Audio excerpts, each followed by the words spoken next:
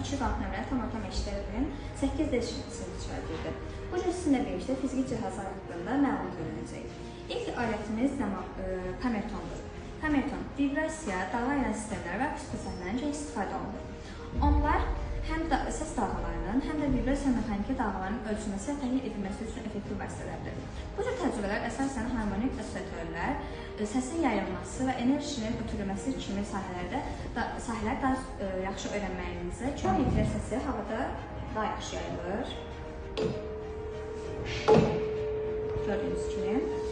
Lakin havasızlıqda, yəni vakuumda isə səs yayılmır. Gördüyünüz kimi. Bu ayaqlar dinamometrdir. Dinamometrin əsas vəzifəsi qüvvəni ölçməkdir. Dinamometr qüvvənin təsiri ilə elementin uzanması və ya sıxılmasını ölçür. Dinamometrin iş prinsipi isə Hooke qanununa əsaslanır. Bu qanuna tətbiq olunan qüvvənin yan tərəfindən uzanması ilə mütənasibliyə dayanır. Elektrostatik enerjinin qazanması və yüksək gərginlikli elektrik sərflərinin yaradılması üçün mühüm bir cihazıdır daha doğrusu. Mexaniki enerjinin elektrik